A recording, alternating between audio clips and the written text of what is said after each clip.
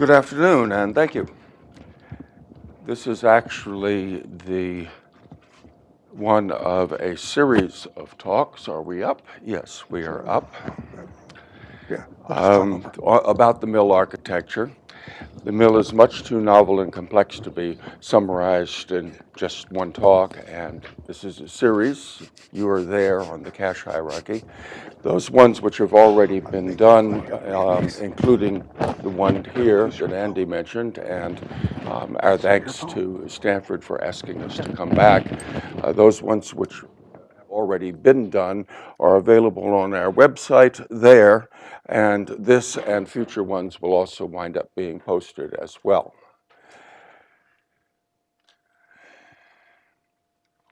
The particular topic is cache access. There are a number of sub-issues involved in this. I'll be taking them one at a time. They are fairly independent of each other, but you'll see a common thread hooking through them. However, I must warn you that what I have to say will be a gross oversimplification of the way real chips actually work. I'm attempting to provide an intuitive understanding for people who are not specialists in the field. If you are, in fact, a specialist, you know that I am lying through my teeth. And please be patient with me and consider the intent and purpose. If you actually wish to get down into the bitsies, we've got bitsy answers for you, and feel free to ask about it later.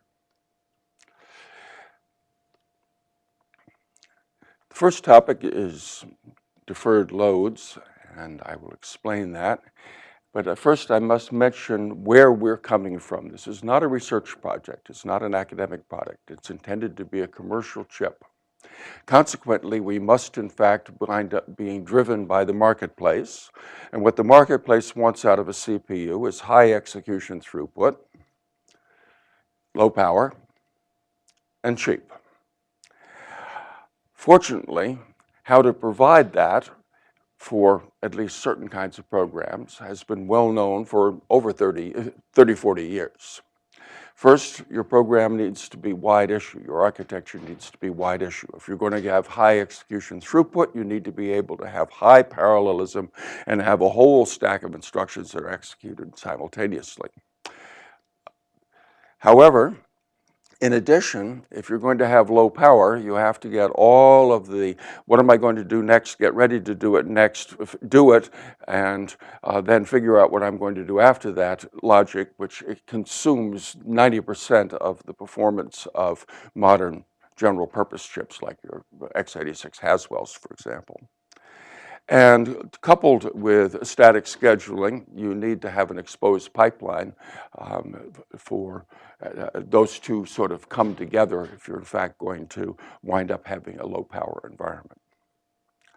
You can buy chips like that today, most VLIWs, for example, and the mill works the same way. To explain those terms, the mill is wide issue, like a VLIW or the Itanium EPIC architecture. A single instruction actually carries multiple operations.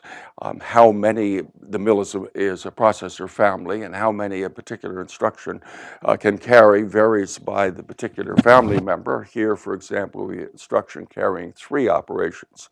Those operations will be issued simultaneously. We only issue 1 instruction, but that means we're issuing 3 operations in this example. The lexical ordering within the instruction provides an ordering number for the operations, which are called slots. And slots correspond to functional unit pipelines in the execution hardware. Those pipelines are populated with functional units, adders, multipliers, floating point units, load store, what have you. But each one of the instruction slots corresponds to a pipeline, so that if you want to issue an operation to a particular functional unit, it has to be in the slot of the pipeline that functional unit is in. The operations are dispatched, torn out of the instruction and sent to the individual pipelines, who then proceed to execute them. An exposed pipeline means that each operation has a known, statically known latency. When we start it now, we know that it's going to be done with its results available 4 cycles from now, 1 cycle from now, whatever, but always known.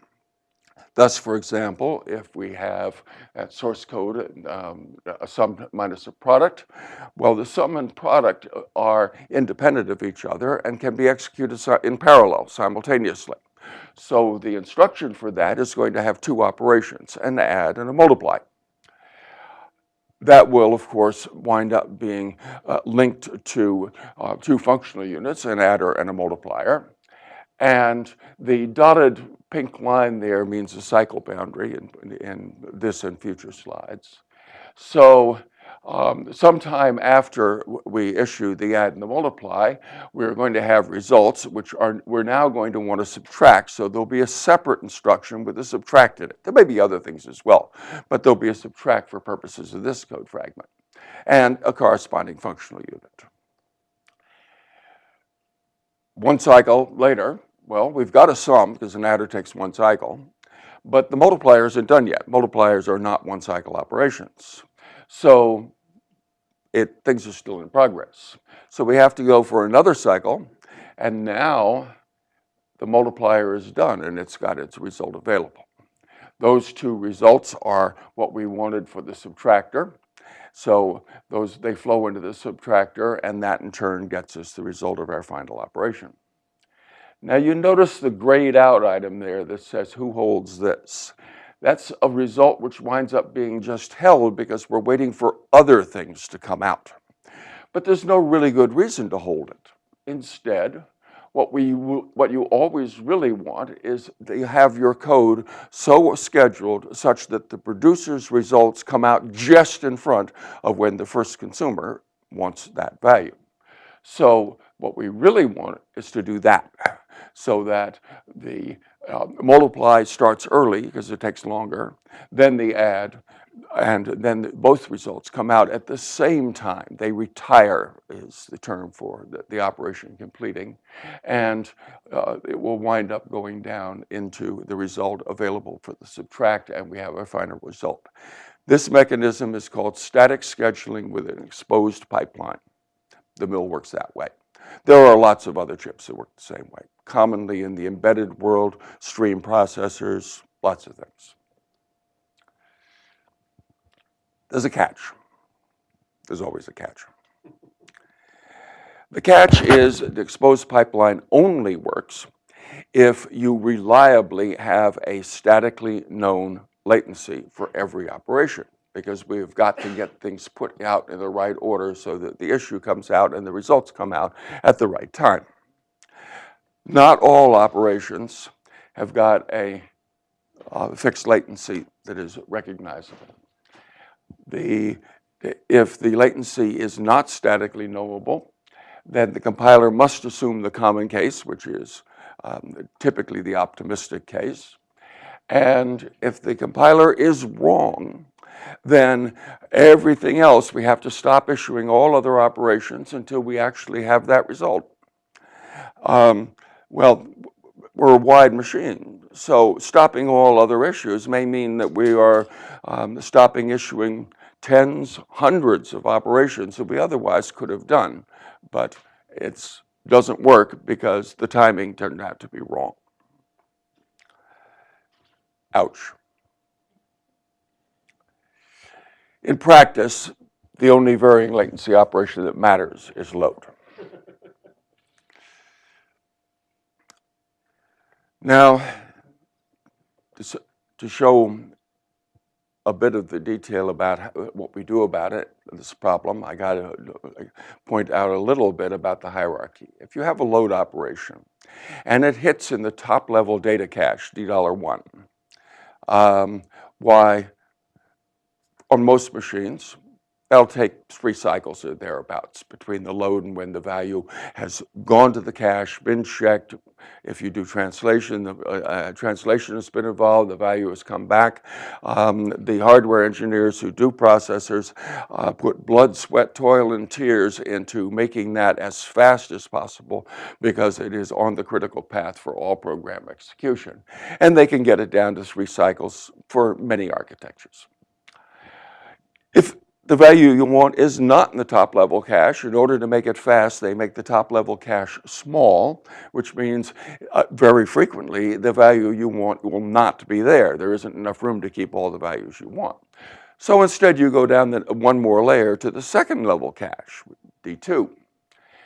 That's bigger, but it also will take 10 typical cycles to get a value back out.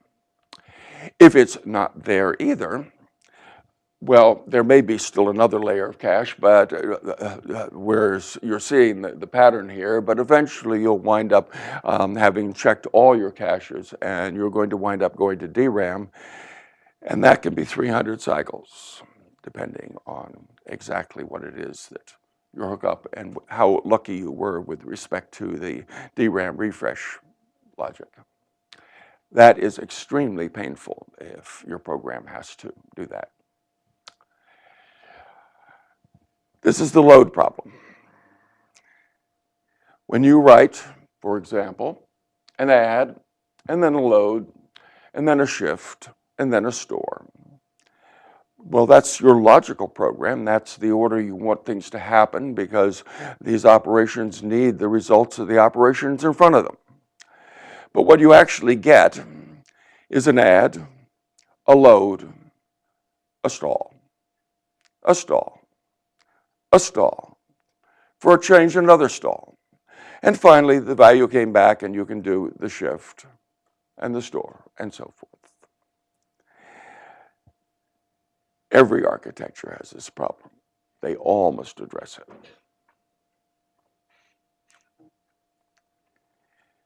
it. And the goal is to hide load latency. There is a general strategy which all architectures who attempt to address this follow. You essentially ignore what the program said, and you issue operations as soon as their data is available. You issue loads as early as possible, essentially as soon as the address is known, or even earlier. This is called prefetch. Then you find something else to do while you're waiting for the data. There are 2 strategies for finding something else to do. There's a hardware approach called dynamic scheduling. This is derived originally from the Tomasulo algorithm on the 36091. I see a whole lot of people around the audience who, like me, date from that vintage and know what we're talking about. On the other hand, if you look inside a Haswell, Mr. Tomasulo would find it very familiar in many ways. The alternative approach is a software approach, static scheduling, with exposed pipelines and delay slots. The hardware approach with dynamic scheduling, well, the hardware decodes ahead. It's looking at the instructions quite a long ways before when it actually executes them, and it buffers the instructions that it decodes internally. That buffer is called the instruction window, if you hear me talking about windows later.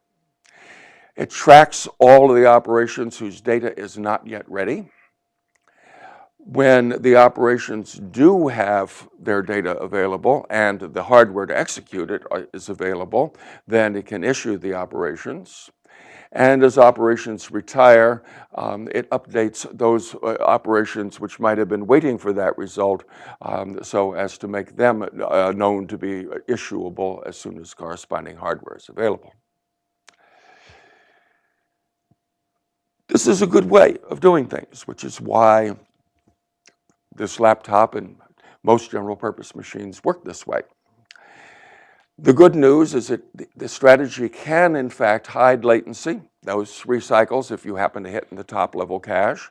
And it can hide at least some of top-level cache misses. Mostly it can hide top-level cache miss. It can hide some second-level cache miss, although typically it cannot hide 300 cycles of a DRAM access. But it can do, essentially, it can hide everything that it can find anything else to do. Otherwise, it will stall. The bad of it is that it's got this narrow window. That instruction buffer is not very big. It can't be made very big for power and performance reasons. And it can only find its operations to execute, which have been decoded and are sitting in that buffer. There may be other operations in the program that it could have issued while it was waiting for the data, but it can't because they're not in the buffer. The truly horrible thing about it, however, is that it's extraordinarily expensive in area and power. The software approach. The compiler does all the work, not the hardware. It determines dependencies among operations. It can look at the entire program to do so, rather than just a narrow window. It schedules the producers to retire just before the consumer wants the data. It schedules independent operations to issue together, and schedules loads under the assumption that they will in fact hit in the top-level cache. It assumes a latency of 3 for those loads. The good side of that, cheap, low power, fast hardware. There's no window limit. It can look at the whole program. The bad, there's a limited load concurrency. I shan't go into details about that, but typically it can't have as many loads in flight as the hardware approach can. The ugly side of it is that if it's wrong and we don't hit in the top-level cache, we're not doing anything else. We're stopping issuing all operations, waiting for that value to come back. This is the load problem. Except that, in fact, this is not the load problem because there are, in fact, several different load problems. If you take that load problem apart, you'll see that there's quite a bit of different cases which are relevant and you need to look at if you're going to attempt to have a solution. The simplest case is the case that you can't do anything about. Some loads will always miss to DRAM. If your program does nothing except random accesses into a hash table, which is bigger than cache, you are going to be pulling them from DRAM every single time. 1, 300 cycles, 1, 300 cycles, 1, 300 cycles. There's nothing that you, the hardware or the software, can do about this. Some loads must wait for data-dependent addressing. For example, a linked list. If I want to chain down a linked list, well, I have to go and get the pointer to the next item, and if the linked list is in DRAM, that's a 300 cycle wait. I now have an address, I do another load and another 300 cycle wait, an address, another load, another 300 cycle wait, and so on. There's been various proposals about putting logic into smart memory and putting logic out into DRAM. We're a commercial operation, and much as we would like Samsung to help us out here, Samsung is not willing to do this, and the research in this area is not working very well. No CPU as architecture has a good solution to these cases. We don't either. Excuse me. Different category of load problems. Some loads depend on control flow. Take this case. I'm assuming C familiarity to everyone. This means look at A, and if it's true, you don't look at B. If it's false, then you go look at B. If B is something that might fault or throw an exception because it's a wild address or something, but A is good, then you better not go look at A until you look at B until you've gone and gotten A, because the exception is in fact not correct, and you should not be issuing the corresponding load. This is not a load problem. This is a speculation problem. Operations in most machines, there's a mechanism in which operations can be issued speculatively. The hardware does not know, the program does not know that the operation is ever really going to be used. But if we get it started early, so long as nothing bad happens, if it turns out that we might need the result, and we turn out we do need the result, then by starting it early, we're ahead, and if we didn't need it, well, all we wasted is a little power. The mill does do speculation. However, speculation is the subject of a future talk in this series. We can only fit so much into an hour. And if you are interested in hearing about that talk, you can sign up for our mailing list, which announces these talks at that URL. Another category, some loads come in related groups. A classic example is iterating over an array. If each element of the array, you want to do something that doesn't connect to anything else, just to that element, well, you can load a whole pile of them in advance and hide the 300 cycles of the first one. You'll have 300 cycles to get the first one. But if you can have 300 of them out there, you can just stream the values in because the addresses are known. This isn't a load problem either. This is a prefetch problem. The goal here is to have everything started up and streamed, ready for you to perform. The fact that it's done through a load operation is irrelevant. What you really want is a stream of data. And mill prefetching is, in fact, the subject of a future talk in this series. And you can, in fact, sign up for the mailing list, which will get you an invite to that talk. Now, we've eliminated a number of cases which are either nobody can do anything about or are different problems. So what's left? Some loads are collections not of related operations, not a bunch of related loads, but in fact are relatively independent. Thus, for example, A plus B plus C, we can load A and B and C simultaneously, and we hope that they all come back together. But if it turns out that one of them has to go to DRAM or two of them have to go to DRAM, we don't have to do 300 plus 300. We can only do 300 and have everything come back all together. So that's one case.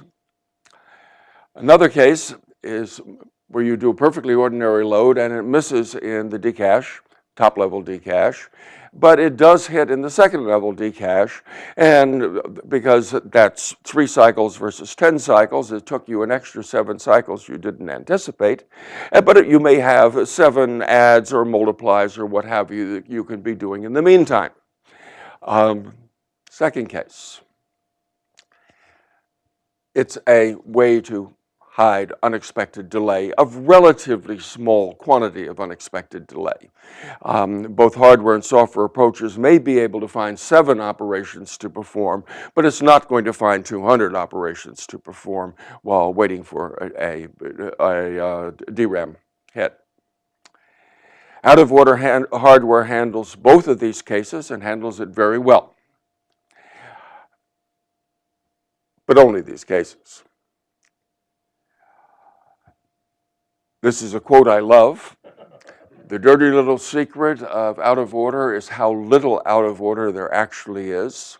The source of this quote is Andy Glue, who some of you may know who he is, but he was responsible for the architecture of both AMD and Intel CPUs, and is now at MIPS and invented one of the mechanisms, one of the two standard mechanisms for doing out of order in his PhD thesis, and is amongst the cognoscenti is a recognized wizard. Hmm? No, he's at MIPS now. he's been at MIPS for over a year. The mill solution is called a deferred load.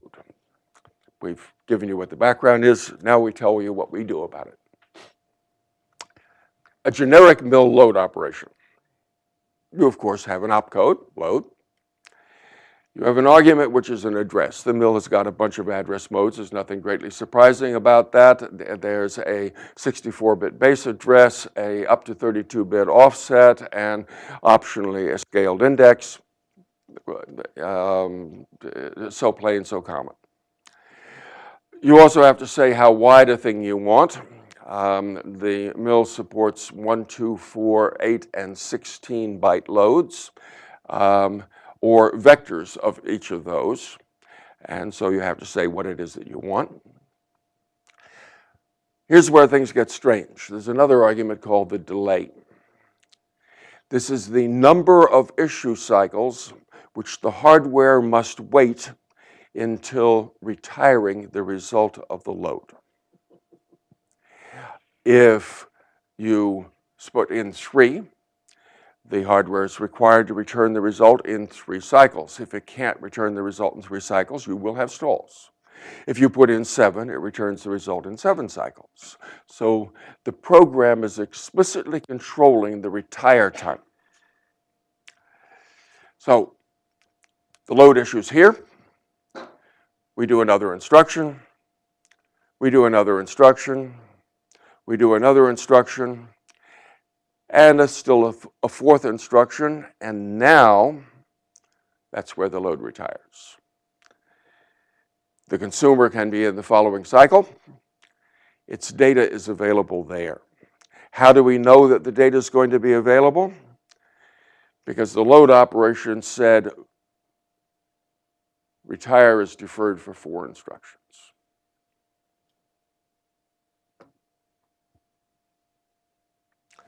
Now, to compare this against the usual way of doing things,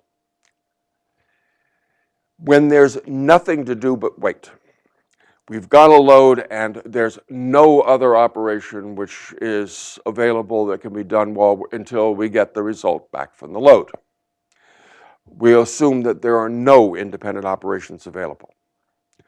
Well, the static approach is going to have the load, and because the static knows that it's going to take 3 cycles, there'll be 2 no-ops in the code, because otherwise it doesn't know that 2 cycles have gone by. Typical VLIW will have no-ops in these cases. These are delay slot operations, I may mention. The dynamic case will issue the load. It doesn't need no-ops, but we're assuming that we hit in the top level cache, there will be 2 cycles of stall. The mill with deferred operations will issue the load. Because it's statically scheduled, it also has to say we're going to idle for 2 cycles worth of no-ops, and the retire is there. One difference between the static and the deferred form, despite the fact that all 3 have got the same performance, the mill no-ops in the encoding occupy no extra space in the code string. Mill no-ops have 0 bits in nearly all cases. And if you want to know how that works, that was actually covered in the first talk that was given here last May, and the details are available at that URL on our website. You can go take a look at the video to see how it's done. Yes? So, is that unfair because you have a 2 in the load that has to be represented? Again, please? There's a 2 in your load, the delay number. That says we have to delay for 2 cycles. But that costs you some bits. Oh, the delay costs you a few bits. Yes, that's true. But that's per load, not per delay slot. Now, so much for the case where we don't have anything else to do. Now, assume that there are enough operations to hide the D1 latency, and in fact that we hit in the D1. This example will assume that there are 5 independent operations available. The static case can only set 2 of them because the static will always have a latency of 3. But there are 5 operations, so it will schedule the load followed by 5 operations. The value will, in fact, retire between op2 and op3, but that doesn't make any difference because we've got other things to do, and the fact that it did retired then doesn't matter or is irrelevant. The dynamic case, it's essentially the same thing. It has 5 operations to do. It will retire earlier than the 5th one, but it's going to be busy doing the other operations anyway, so the fact that it retired early doesn't matter. The deferred case is going to say, well, I've got 5 independent operations, so I will schedule my retire to happen after the 5th operation. And it will then perform the 5 independent operations. The value could have been retired earlier, but was not. It was retired after the 5th. All 3 have the same performance. Now we come to the case when things are different. Here we have those same 5 operations, but we miss in the D1. The static case,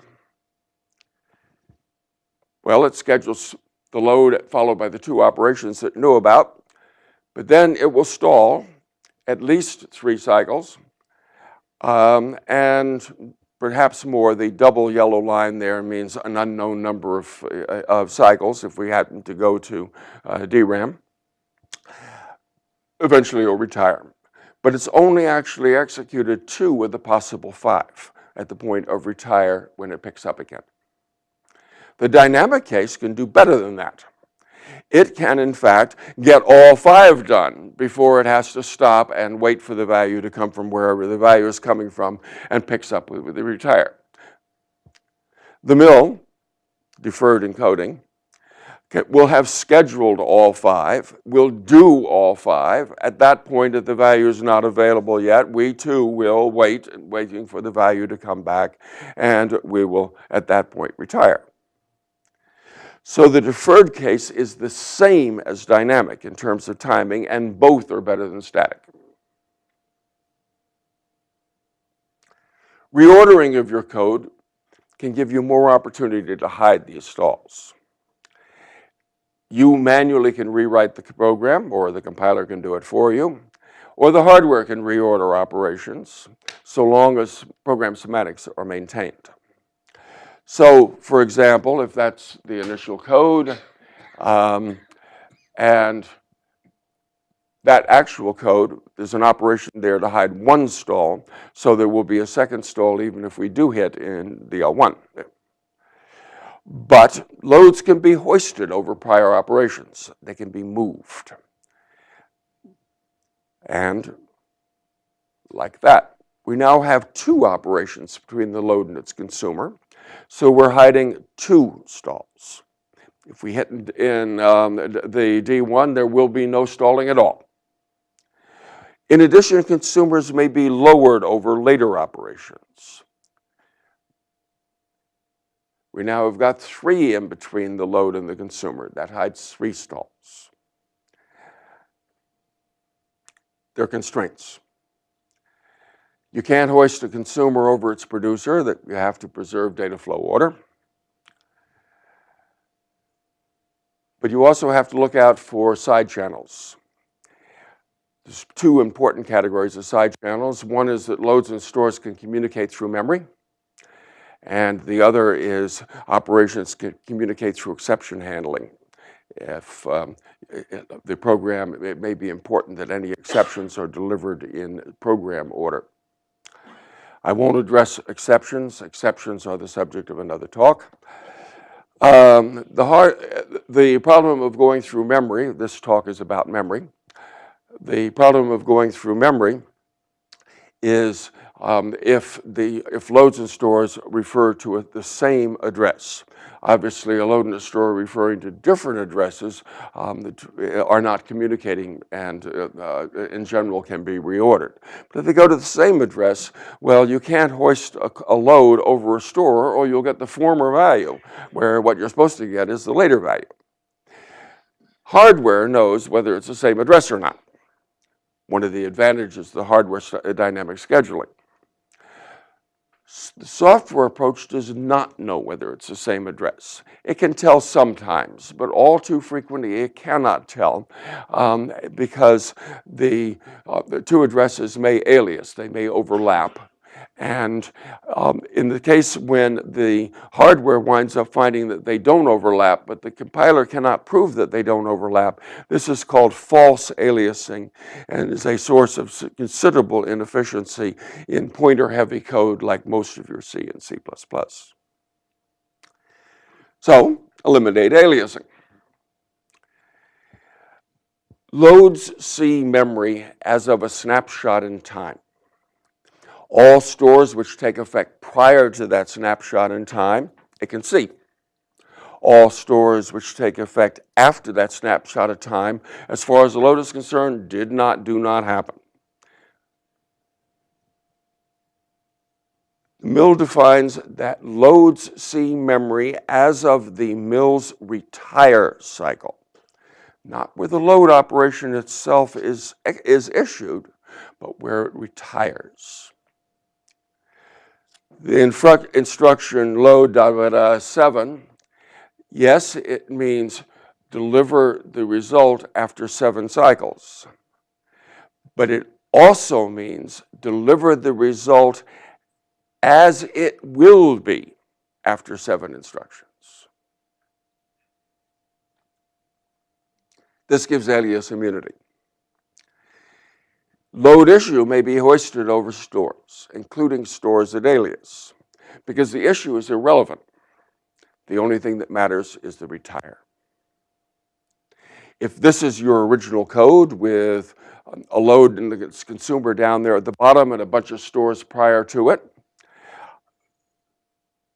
there's the retire. And because there's no space in between the load and the consumer, there'll be a few stalls in there when we actually execute this code. Copying that over and modifying it. There's the same code, but now we're going to lift the load up, hoist it. Suddenly, we now have got 6 instructions that we can be operating on in parallel. And it does not matter if those stores are to the same address as the load, because the load is seeing memory as of the retire cycle. These are the same semantics and the same value loaded.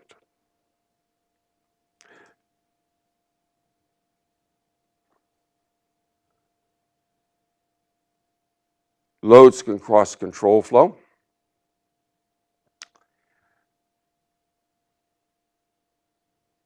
It's important that the control flow, however, have the same number of cycles between the issue load and the retire.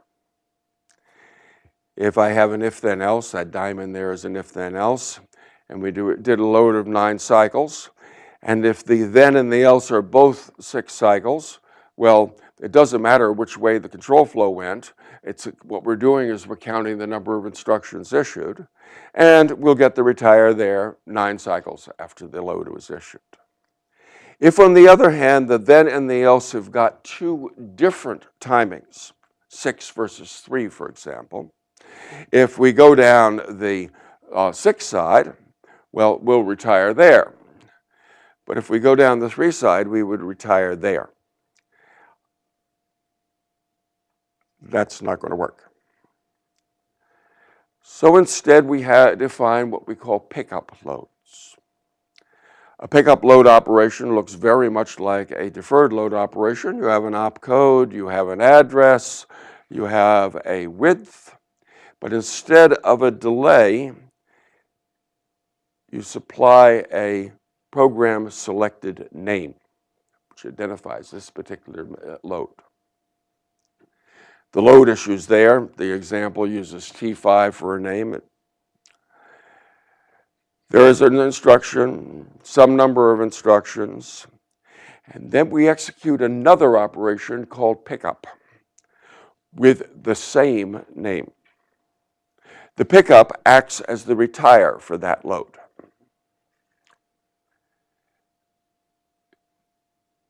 The load retires there. It's available for the consumer. It does not matter what control flow there was between the load and its retire, or how many cycles there was in between. We're not going to do anything until the corresponding pickup gets executed. The pickup load issues there.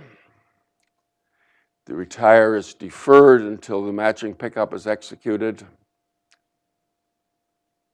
and we're done.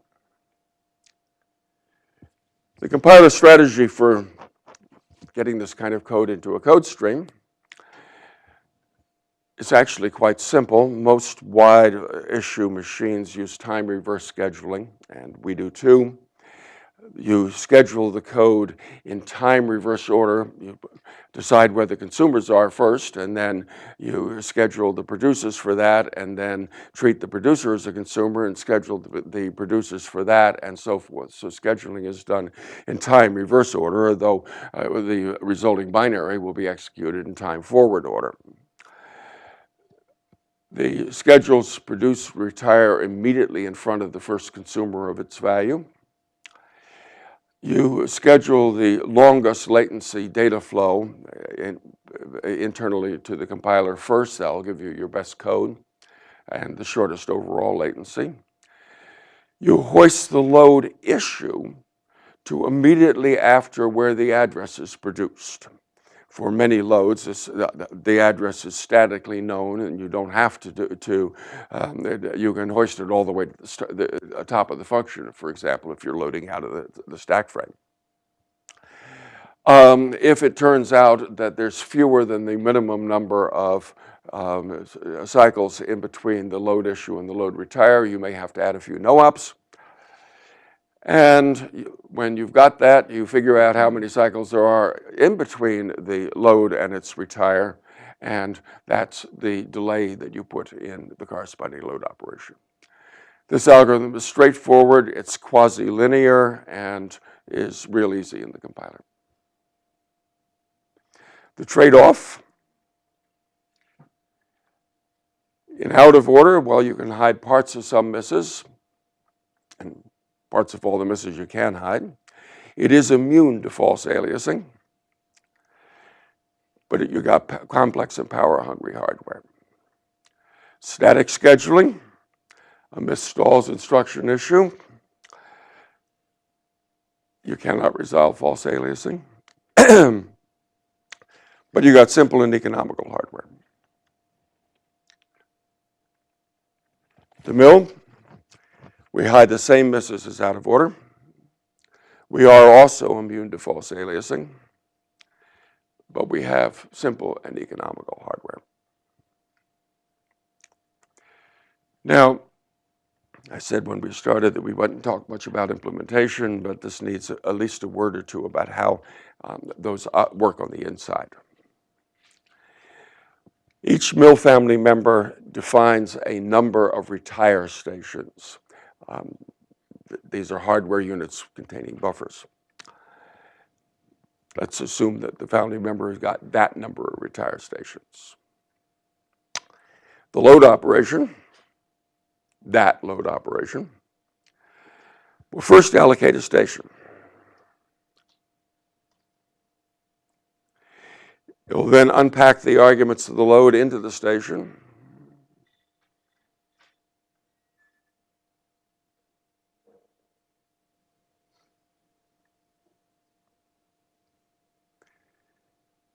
And there's a data buffer.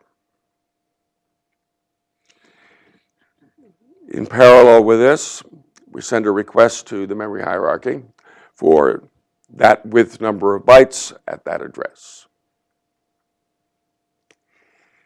In order to implement the fact that we are having data as of retire cycle, we have to see if there were in fact any aliasing stores while we're in the process of doing all this.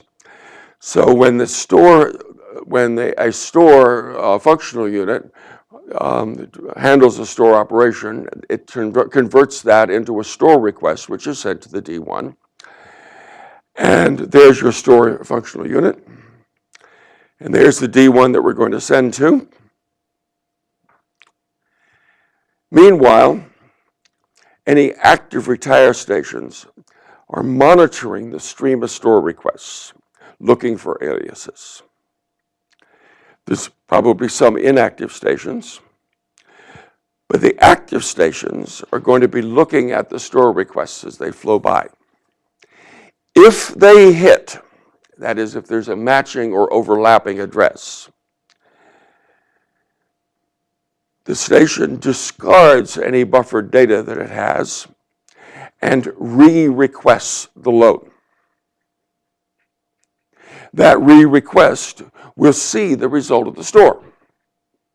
Guess what? That's the semantics we wanted, that the loads see the results as of the retire cycle.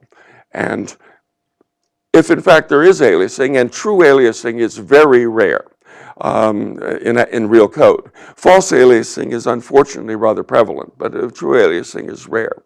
But you look, and well, you got to reissue it, and that may take a little extra time. But people who do aliasing deserve that anyway. Those of you who are familiar with the insides of the way load and store buffers work on a superscalar will know about monitoring store streams. This mechanism is essentially the same implementation, except that there are substantially fewer retire stations than there are load and store buffers. When it reissues that request goes down to the D1, and the value will go back up to the retire station, which is now still monitoring and may in fact need to discard its data and re-request it yet again, if it's unlucky. Retire stations get allocated by the hardware. The stations are frame local. Each function logically has its own set. Of course, they don't have a physical set. There's a fixed number physically. The physical stations are dynamically allocated. Loads from different frames may be in flight concurrently. So if that's a stack frame, and that green frame issues 2 loads, it will have allocated 2 retire stations, which may retire quite some time in the future. Meanwhile, we do a call, new stack frame. The new stack frame, the pink one, may do its own loads and allocate a couple of retire stations and do a call. Note these calls may be interrupts for it too. The blue one now does its own couple of loads. We've got a whole bunch of ones now in flight. But the blue one wants to do yet another load. It thinks it's got a full set of 8. It doesn't know that somebody else is using any of them. So non-local stations, that is non-blue in this example, wind up being spilled. We pick one, that pink one is now turned red, and the pink aspect of it winds up going to the spiller, which is a mill hardware state save engine, which is running in parallel with everything else that's going on. And the red has now been reallocated to blue. We only spill the address and the width and the delay. We do not spill the buffer contents. Instead, when the return happens, we reallocate a retire station and re-request the load. Consequently, we are able to prefetch across calls, because when that return happens, the original load may have gone all the way to DRAM, but in addition to returning a value we're not using, it will have loaded the cache line into cache. So effectively, it's acting as a prefetch. Fine print. There are, in fact, a few rare cases in which a hardware dynamic allocator can find things to do that the mill algorithm cannot find. It is an exercise for the student to figure out such an example. A hint is that these mostly involve cascaded load operations. They are, in fact, rare in code, but they do exist, and it's left as an exercise. On the other hand, because the mill is doing static scheduling, it's got a complete view of the entire program and can find operations that can be issued in parallel, which the hardware unit, which is restricted only to the instruction window, cannot find. This effect is also relatively small.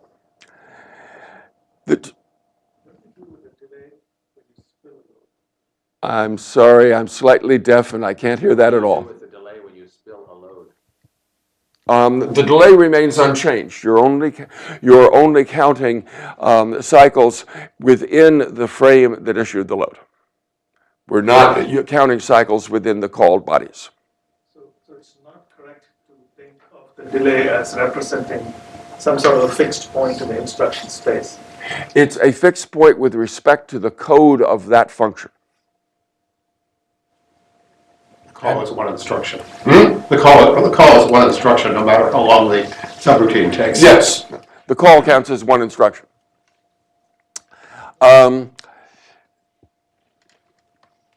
These two effects are both minor, and they're offsetting. So to a first approximation, the mill memory access is essentially equivalent in performance to the dynamic out-of-order superscalar, which this laptop uses.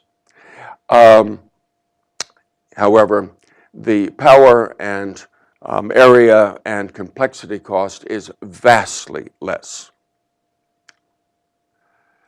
Another matter of fine print. Retire stations that are spilled across functional calls or task switch get reallocated and reloaded, I mentioned.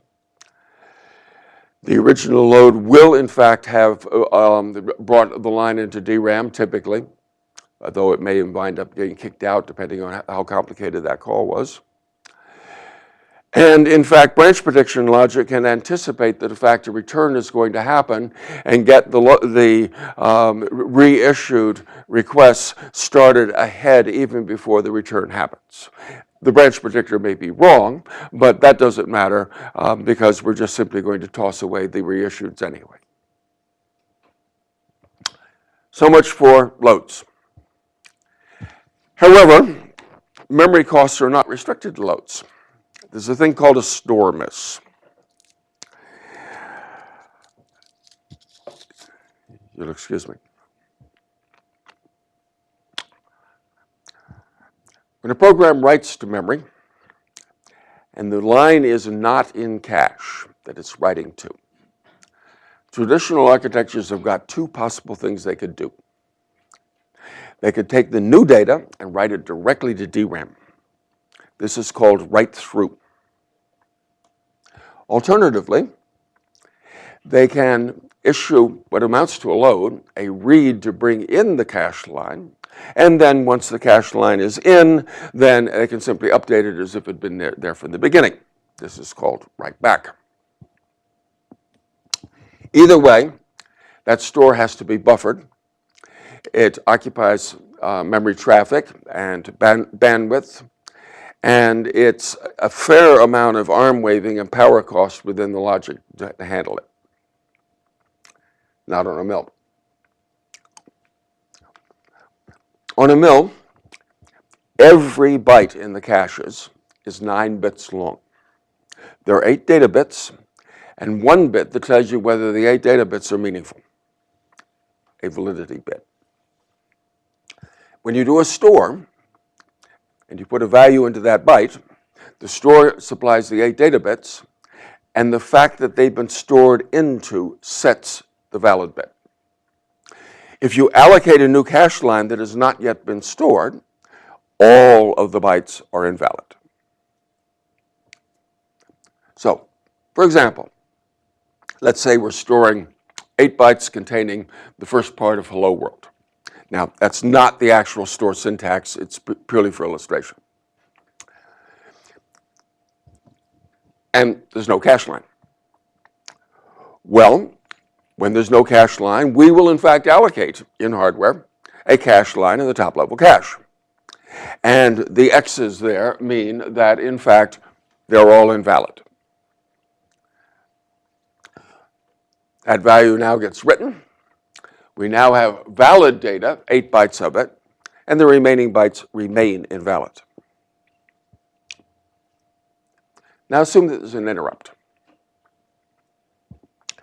Interrupts do a lot of code, and frequently their code will be enough to pretty much scrub your top level cache, and the dirty data that's in the top level cache will be moved down into the second level cache. Like so. Note that the validity has remained unchanged. It's still got 8 bytes that are valid and the remainder invalid. Now the interrupt is done. We're back to the main program, and we do another store for the second half of our hello world. Note that the address is now offset by 8. Well, there isn't any cache line for it in the top level cache, so we allocate a cache line. And we write to it. We now have a line for this address in 2 different caches. These are 2 cache lines, but they refer to the same location in the address space. Once that's set up, of course, you may want to read the value back. So we'll do a load. And when you issue a load, the request actually contains, besides the line address, it contains a mask of the bytes that you want to return, derived from the length of the original request. So if we do a load and say that what we want is in fact offset into the value we just read, have written, well, we'll allocate a retire station.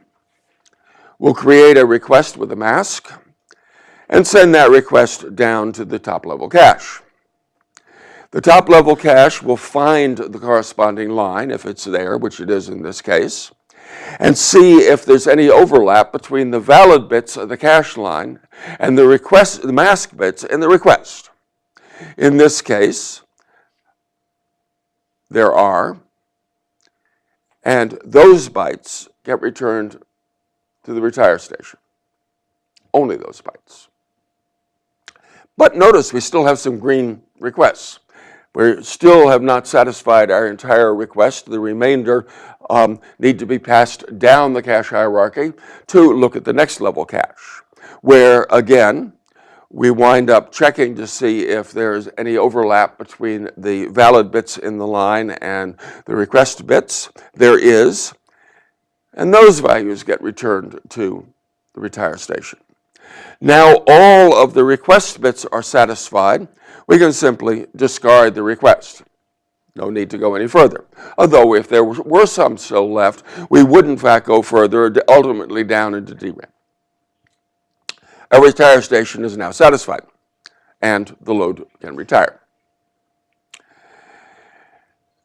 Any line in this process that is hit that supplies any valid byte will automatically be copied up 1 level in the hierarchy. So in this case, we hit in both lines, in both caches. The D1 is already at the top of the hierarchy, but we'll copy the D2 cache line that we hit in up and merge its data. The rule for merger is that the top valid byte wins. It's the obvious way of doing things. As a result, it is impossible for the mill to store miss. Stores are always, by definition, satisfied in the top level cache. We don't have store buffers. We don't have all of the arm wavings of right through. It goes directly to cache. Now, well, this takes care of a fair amount of the problems of load and of store. By far the cheapest form of memory access is the memory access you didn't do in the first place. So let's take a look at some of those cases, and to do that I have to give you a bit of a picture of what the cache hierarchy looks like at extremely top level. There's a CPU core, of course, and it's got load store functional units, and it's got retire stations. And we're a Harvard architecture, so there's a data cache, and the load store functional units send requests to the data cache, and the data cache returns results to the retire stations. As a Harvard architecture, there's also an instruction side. There's for reasons which you can see if you look at our first talk on our website that was given here last May, we actually have 2 instruction caches, and there's even a microcache higher up. Irrelevant to this talk, but I needed to have it actually reflect reality. There's a shared level 2 where Harvard only at the top level. So all of those values may flow from the level 2 up to the respective level 1 caches. Below the level 2 cache, we're only level 2 in these examples. You could have a level 3 cache. That's entirely a configuration issue. The device controllers, which feed to and from the level 2 cache, and they are in turn are hooked to a level of devices. So far, so commonplace. However, and I should mention that the actual organization is member dependent, but typical. One thing you may have noticed that are not mentioned here is translation and the translation look-aside buffer, which is present in your memory hierarchy. We do have a TLB. It's there. Those of you who are chuckling know that this is not where it usually is. In addition, we have something that most machines don't have called protection look-aside buffers. And there are, in fact, 2 of them, one on the data side and one on the instruction side. And they are there. The protection look-aside buffer is essentially a cache over protection control tables maintained by the operating system, just like the translation look-aside buffer is a cache over translation tables maintained by the operating system. Commonly, protection and translation is done together on a machine like this, but not on the mill. Because of this organization, the mill uses virtual caching rather than physical caching, and it uses the single address space model rather than having multiple address spaces. There's one statically global, shared by everybody address space.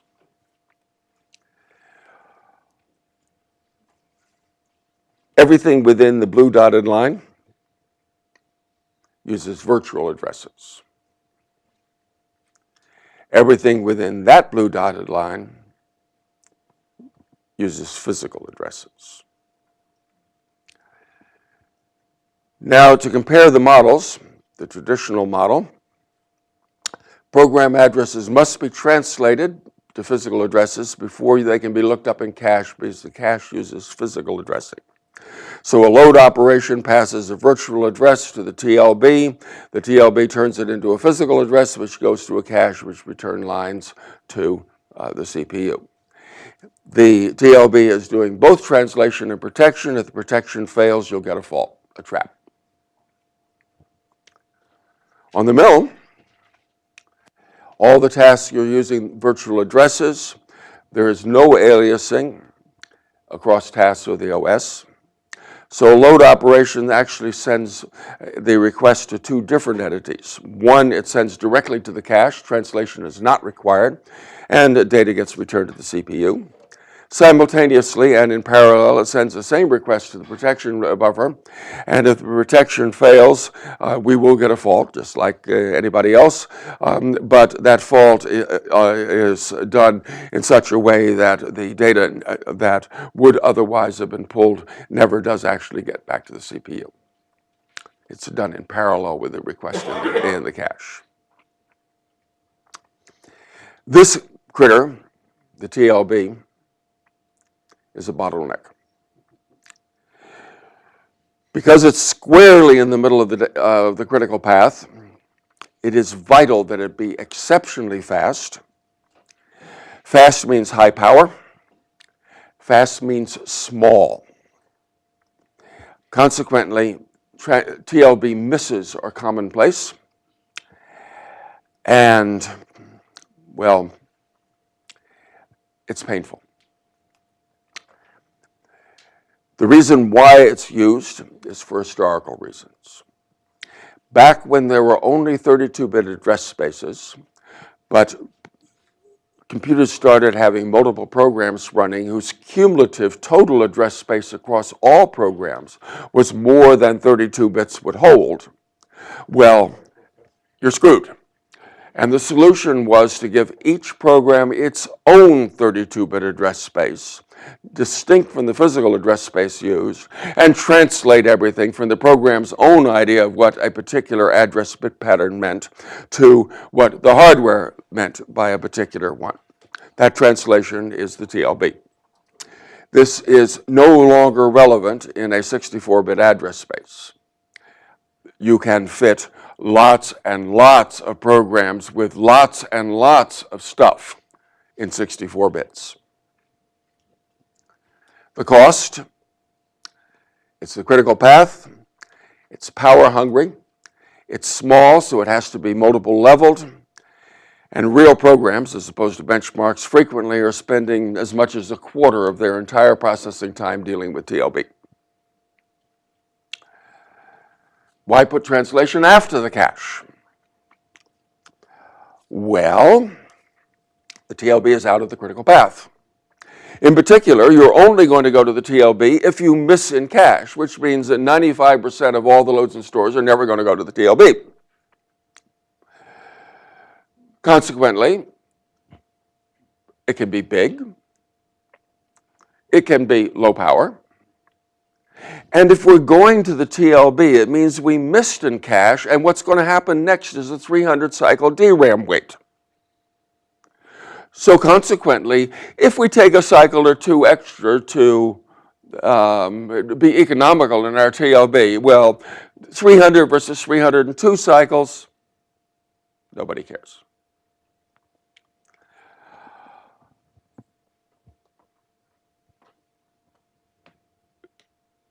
A side benefit is that everybody has the same meaning for a given bit pattern in a pointer.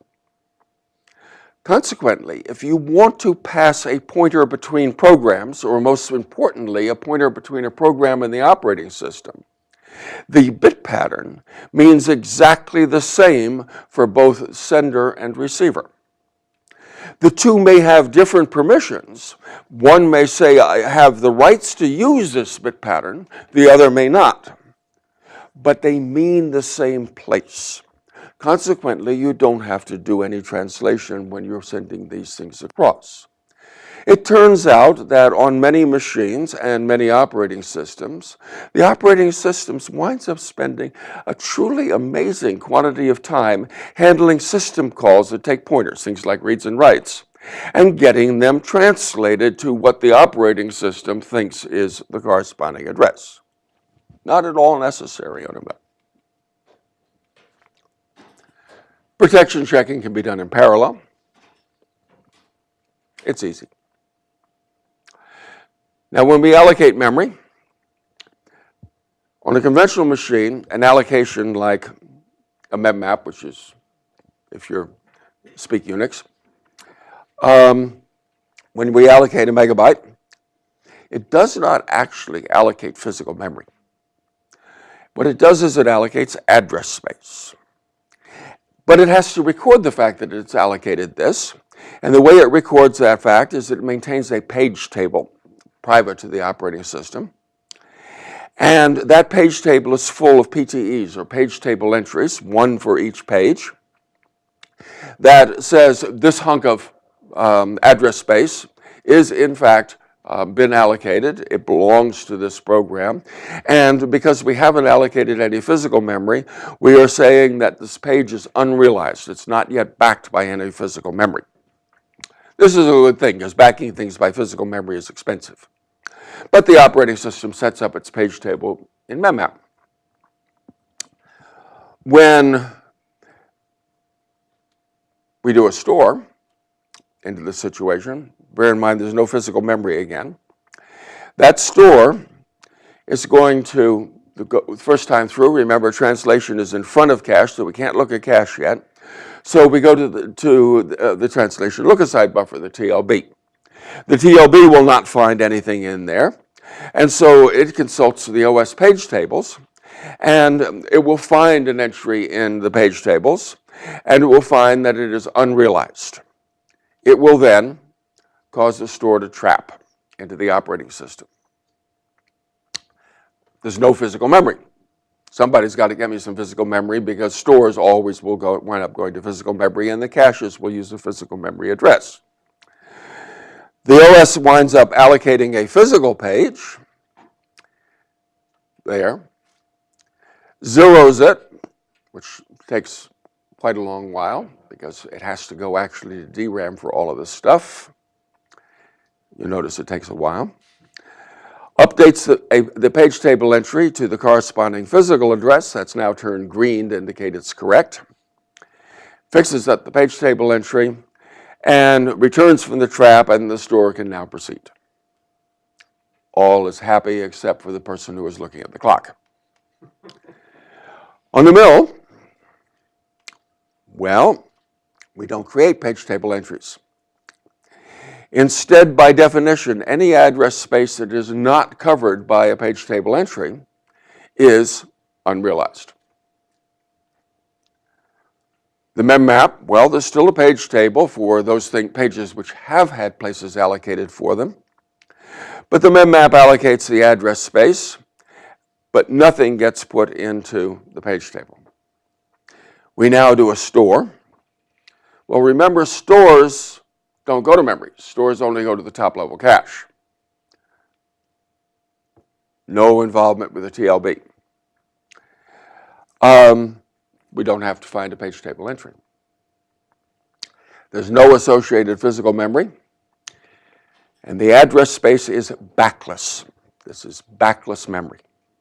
Things that live entirely in cache, not in DRAM. There's never even been DRAM allocated. If, however, the program does a no-no and loads a value that never got written, it will miss in cache because it's never gotten written. So we issue a load. The load store functional unit does its thing. We will check to see if we have permissions for this area. The PLB will check and will say that it's okay. We will look in the D$1, the top-level data cache. Nope, no such luck. We'll then look in, this is the request flowing down that you saw earlier on. We'll look in the second-level data cache.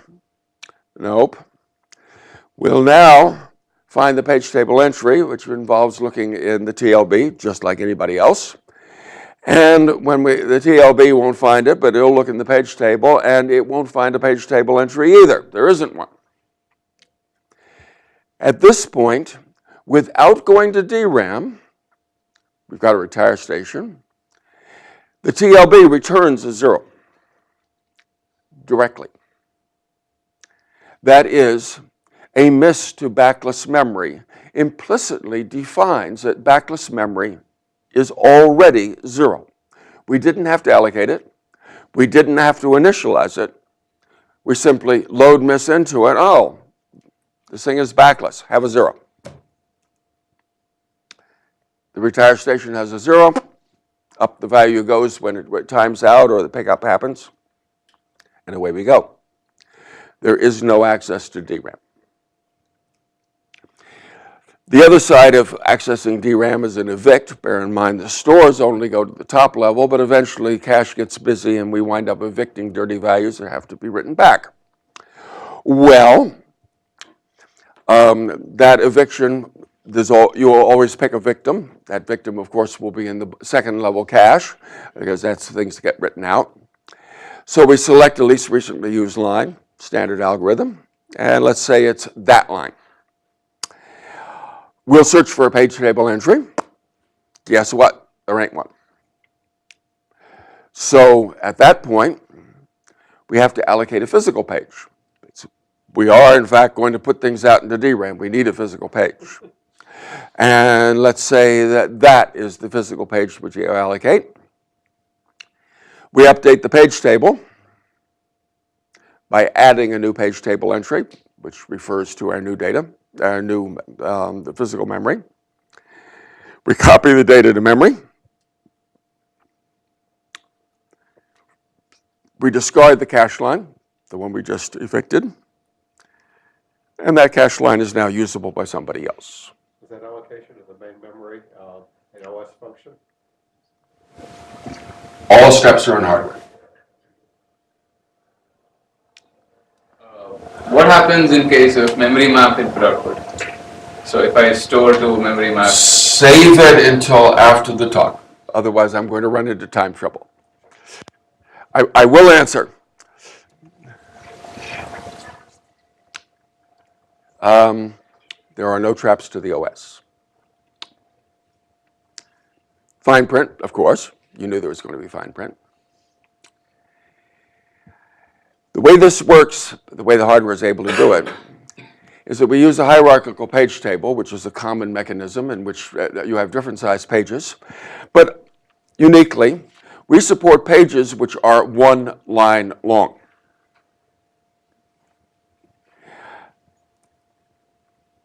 The hardware allocates out of a bitmap of a bunch of 1-line pages, which are all contiguous.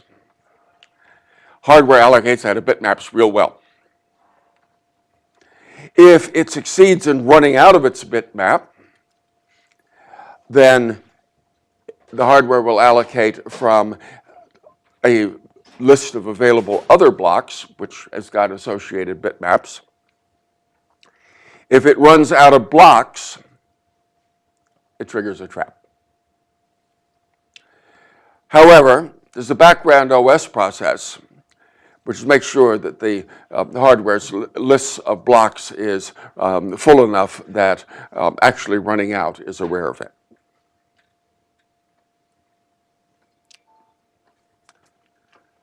That's backless memory.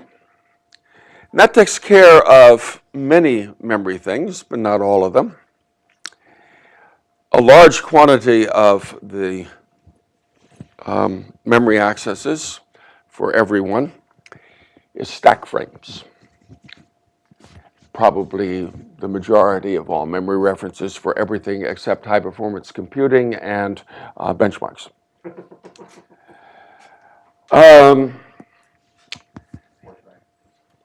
Many of those references are initialization, and much of that initialization is to 0. When a stack frame exits, all the lines in the frame are garbage. They are dead. But they will be dirty in cache. And if we don't wind up reusing the space of that frame, those will wind up being evicted back out to DRAM, even pointlessly, because they're dead. They're meaningless. Access to uninitialized data is a common bug. And a common exploit is to browse in the rubble left by exited stack frames. You look up in your stack, and there may be what was left of a frame that was doing password validation, and in the memory there is the password in clear. And if you just simply go and look there, you'll find things you're not supposed to. This is a common source of exploits. The implicit 0, you've got a data stack. Stacks grew up in this example. On the mill, you allocate a stack frame explicitly with the stackf operation. It takes an argument, which is the amount of space you want to have, and that is in units of lines. So stackf of 4 says, I want 4 lines worth of a new frame. Simultaneously, there is a bitmap, the implicit 0 bitmap, with 1 bit for each of these lines. there. And we associate 1 bit with each of the new lines. These bits are clear, they're false. Now, if we do a load from an implicit 0 line, as for example in that case, we have a retire station, we send a request down there, it looks at the bitmap and it says, no, this has no data. It returns a 0. We didn't have to initialize it. You unconditionally will get a 0. You can't browse in rubble, you'll get a 0. If you do a store to an implicit 0, it writes the data. There's a store request. Writes the data. Sets all of the bytes of the rest of that line, remember it's a new line, to 0, and sets the bit. Subsequent loads will look at the bit and say, oh, this line has been realized, and we'll actually go and look at the cache hierarchy for the line.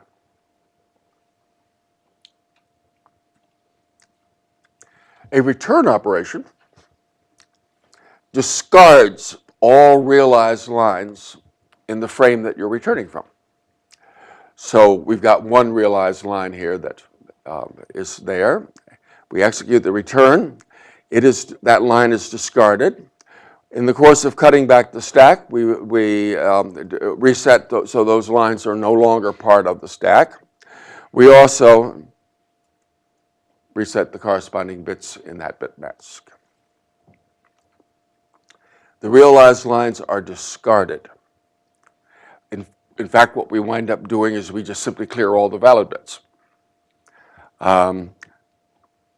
Consequently, they will not be written back to DRAM. We also clear the dirty bit. You knew there was going to be fine print. Compiler optimization can recognize the fact that things are being initialized with 0 and simply skip that instruction. You don't have to, it's going to be 0.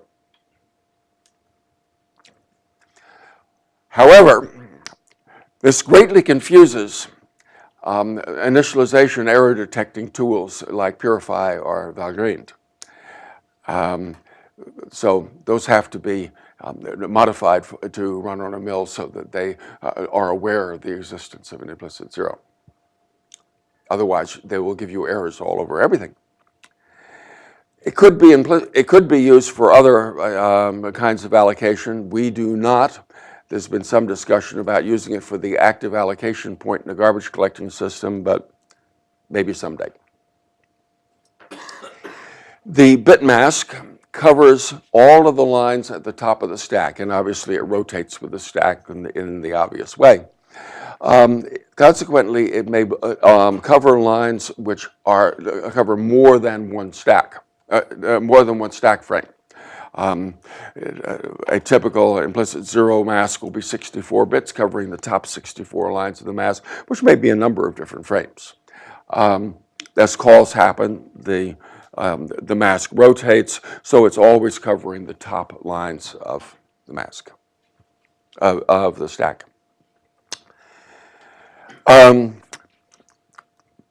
You could ask for a stack frame which is bigger than those 64 lines. In that case, all the ones which are not covered by the implicit 0 register are immediately allocated and initialized and realized by the stack of operation itself.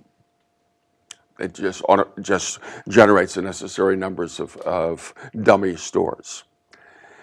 A task switch forces realization of everything.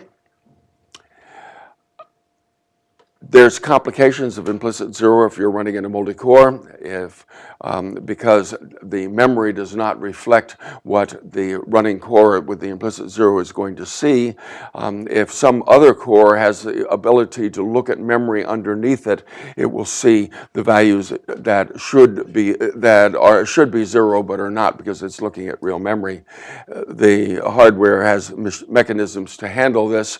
Multi-core is, however, a topic of another talk in this series, which we invite you to come and hear. Lastly, memory consistency is an issue, whether you are taking a long time for your loads and stores or a short time for your loads and stores, because memory consistency leads to memory consistency bugs and frequently very painful and slow operations to ensure consistency. If the program says that, for an example, that's a semantic order. Whatever the program said, that is defines the semantics of the execution of the program, and the time order of execution defines the semantic order of the program. The mill is a wide issue machine, so this turns into instructions. And let us say that both loads and the store were wound up being put into the same instruction, which they could be. And there is a semantic ordering in slot order for the wide issue.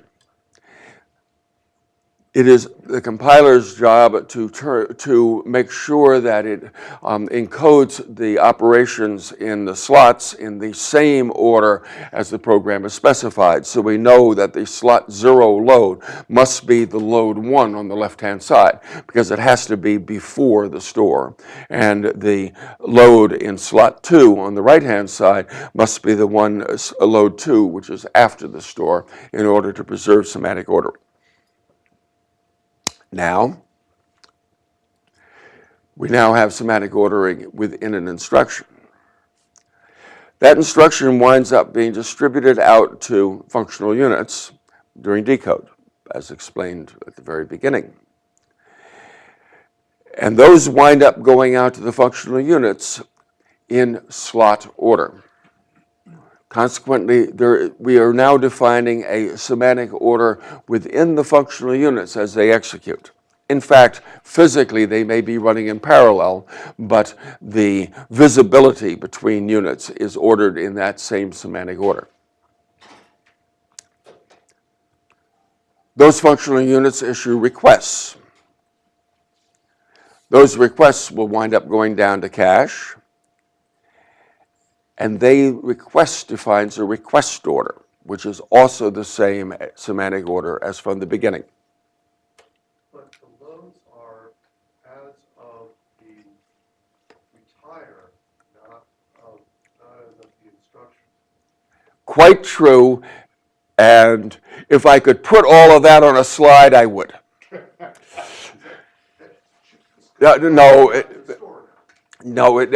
There is a defined order. Take it after I finish. I'm soon to finish. Okay? So we have a defined order here in the cache, and it may get satisfied and things may go down further, but they too will wind up retaining the order. Consequently, top to bottom, from the original program all the way down through instructions, functional units, requests, and data, there is no overtaking.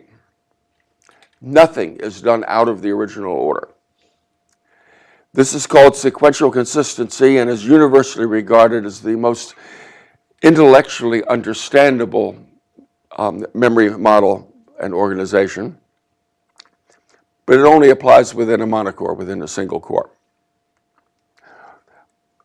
There are no membar instructions, which are commonly required if you do not have hardware sequential consistency. Membar is extraordinarily expensive and very, very hard to get right. There are no memory race bugs. If you are in fact running in a multi-core, you have a cache coherence protocol. Multi-core is the topic of another talk, and one of the aspects that will be covered in that talk is the fact that our cache coherence protocol merges the sequential consistency of each core into a globally sequentially consistent ordering across all cores. How it does that is 15 minutes with the slides, so you won't get it today. However, interestingly enough, due to other aspects, some of which were touched on today, the resulting cache coherence protocol runs at roughly twice the speed of the cache coherence protocol on a conventional, and cache coherence protocols on a high count multicore can consume an awful lot of your performance and power. You can sign up at that URL for an invitation to that talk. Summaries. It'll hide cache latency and cache misses to the extent that it can be done, because there are, in fact, operations. So the performance is like out-of-order hardware, and the power cost is like static scheduling. It is immune to false aliasing. It will implicitly prefetch across interrupts and function calls. Doesn't need to zero initialize stack frames. Doesn't write back dead frames. Prevents uninitialized framed bugs. Has no store buffers, as opposed to 50-odd on something like a Haswell at extraordinary cost. Stores go to cache directly. Eliminates the great majority of TLB references. Shared address space simplifies the operating system. Backlist data needs no physical pages. If you allocate a hunk of memory, use it, deallocate it. There may never be any memory at all, and the OS is never involved. Uniform sequential consistency throughout. I think, didn't I mention that you could sign up? Thank you, folks.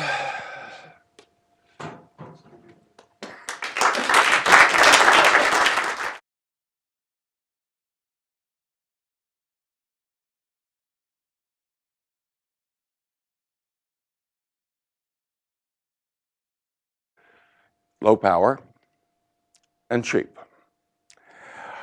Fortunately, how to provide that for at least certain kinds of programs has been well known for over 30, 40 years.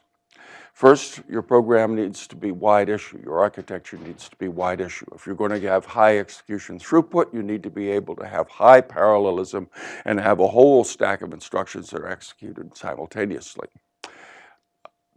However, in addition, if you're going to have low power, you have to get all of the, what am I going to do next, get ready to do it next, do it, and then figure out what I'm going to do after that logic, which it consumes 90% of the performance of modern general purpose chips like your x86 Haswells, for example. And coupled with static scheduling, you need to have an exposed pipeline for those two sort of come together if you're in fact going to wind up having a low power environment. You can buy chips like that today, most VLIWs, for example, and the mill works the same way. To explain those terms, the mill is wide issue, like a VLIW or the Itanium EPIC architecture.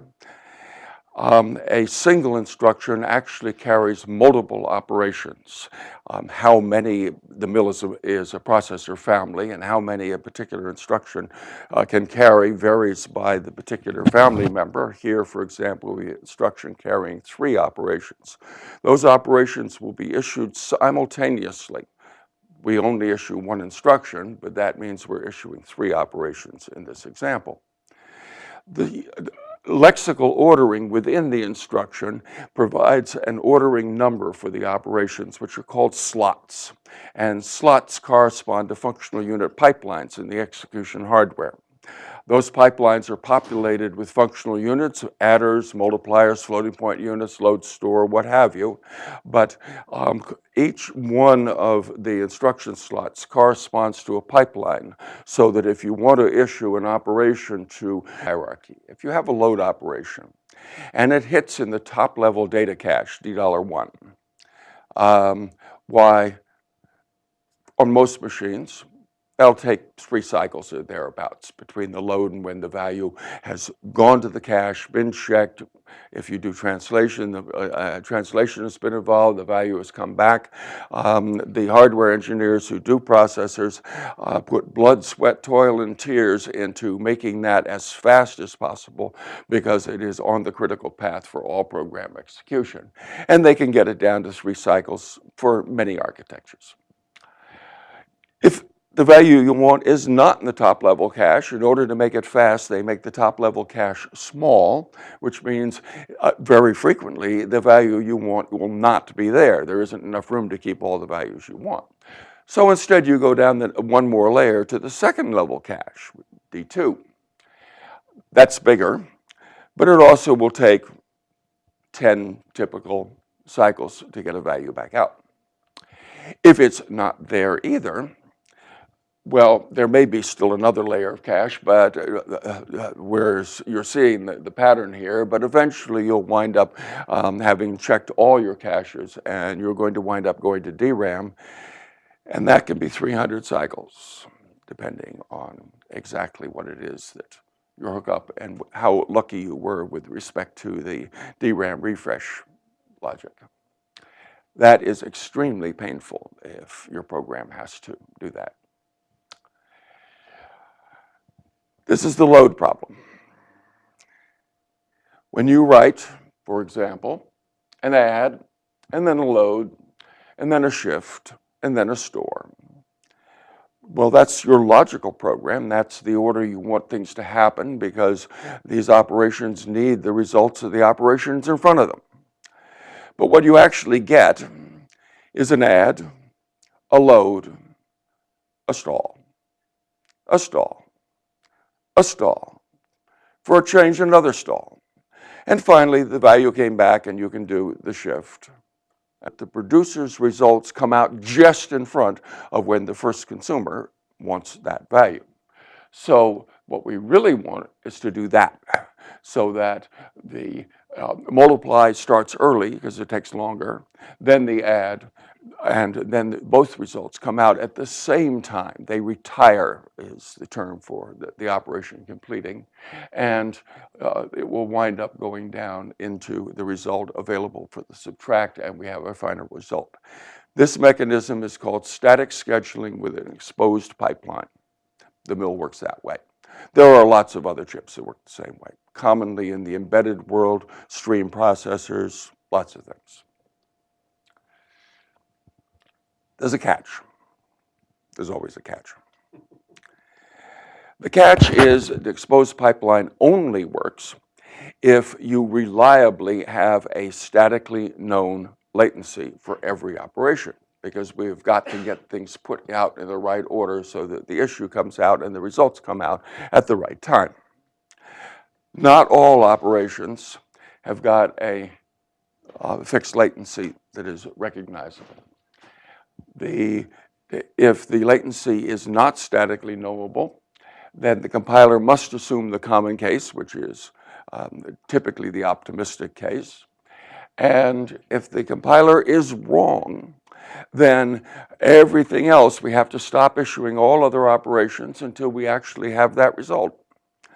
Well, we're a wide machine, so stopping all other issues may mean that we are stopping issuing tens, hundreds of operations that we otherwise could have done, but it doesn't work because the timing turned out to be wrong.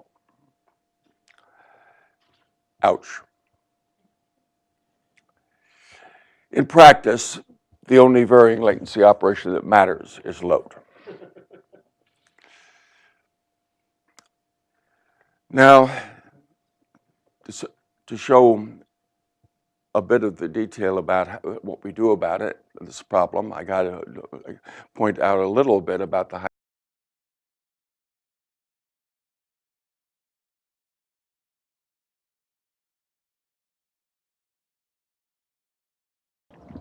Good afternoon, and thank you. This is actually the one of a series of talks. Are we up? Yes, we are up. About the mill architecture. The mill is much too novel and complex to be summarized in just one talk, and this is a series. You are there on the cache hierarchy. Those ones which have already been done, including the one here that Andy mentioned, and our thanks to Stanford for asking us to come back. Those ones which have already been done are available on our website there, and this and future ones will also wind up being posted as well.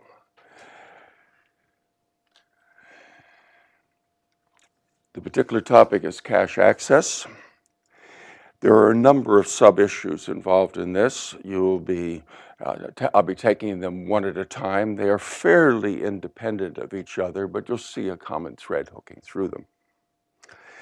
However, I must warn you that what I have to say will be a gross oversimplification of the way real chips actually work. I'm attempting to provide an intuitive understanding for people who are not specialists in the field. If you are, in fact, a specialist, you know that I am lying through my teeth. And please be patient with me and consider the intent and purpose. If you actually wish to get down into the bitsies, we've got bitsy answers for you, and feel free to ask about it later.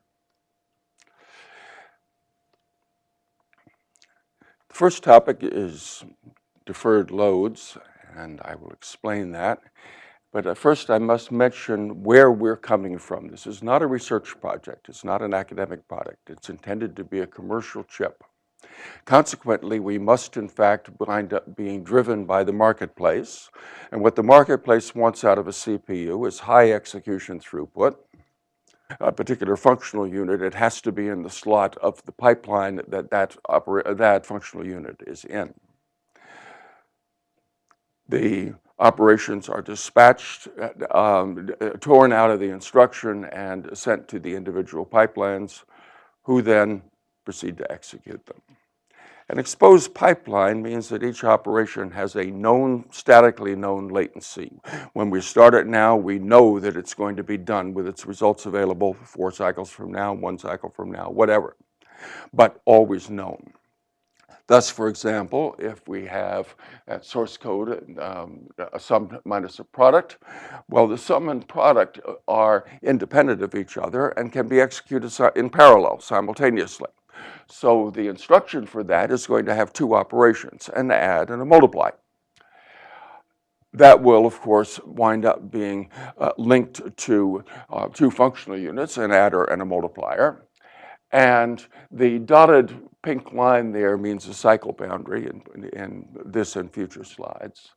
So sometime after we issue the add and the multiply, we're going to have results which we're now going to want to subtract. So there'll be a separate instruction with a subtract in it. There may be other things as well, but there'll be a subtract for purposes of this code fragment and a corresponding functional unit. 1 cycle later, well, we've got a sum because an adder takes 1 cycle, but the multiplier isn't done yet. Multipliers are not 1 cycle operations. So things are still in progress. So we have to go for another cycle, and now the multiplier is done and it's got its result available. Those 2 results are what we wanted for the subtractor. So they flow into the subtractor, and that in turn gets us the result of our final operation. Now you notice the grayed out item there that says who holds this. That's a result which winds up being just held because we're waiting for other things to come out. But there's no really good reason to hold it. Instead, what you always really want is to have your code so scheduled such that